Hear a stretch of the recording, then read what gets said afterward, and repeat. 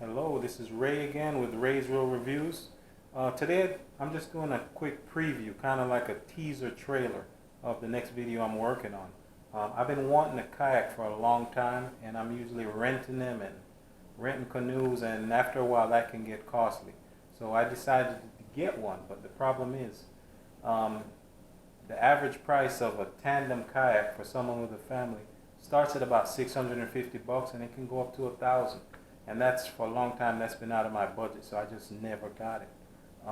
I stumbled on this one here, online for $2.99. And when I saw it, I said, you know what, that is in my budget, I can do that.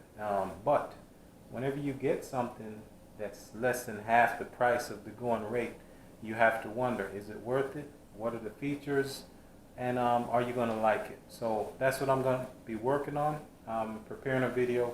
I've had this for about 3 weeks now. I take it on the water almost every day.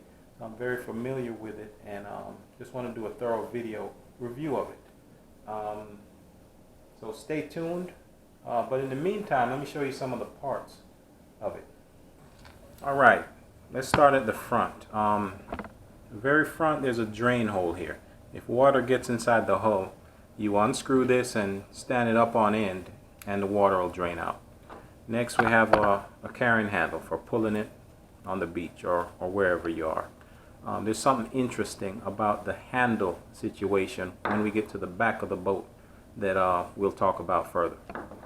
Next, we have bungee straps. You can put whatever you can fit right here.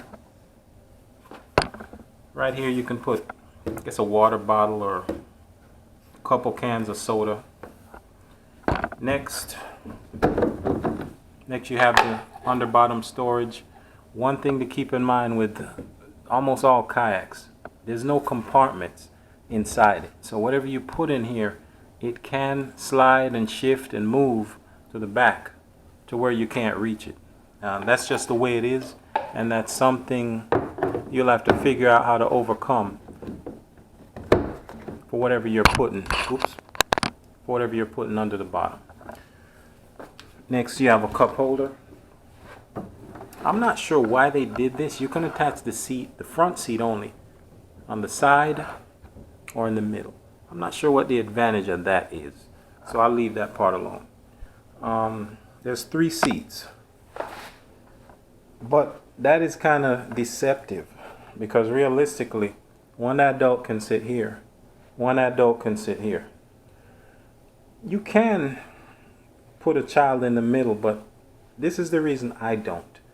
If an adult is sitting here, their feet are going to stop right about here.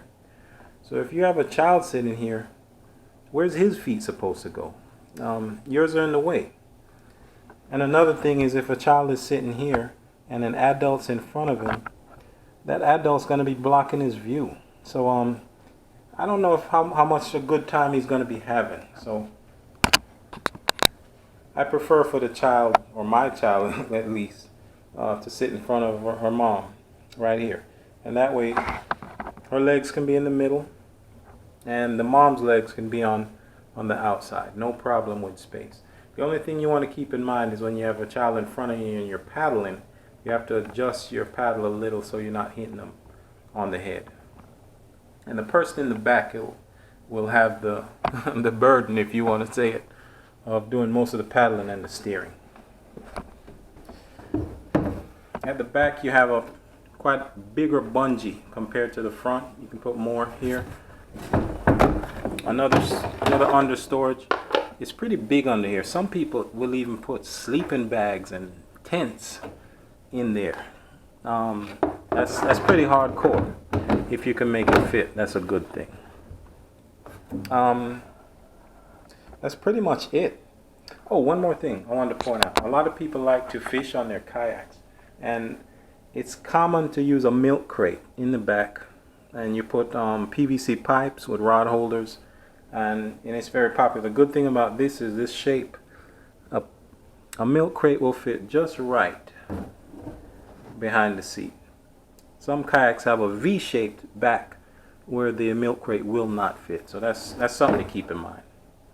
Next, let's look at the bottom of the boat, because it tells a story.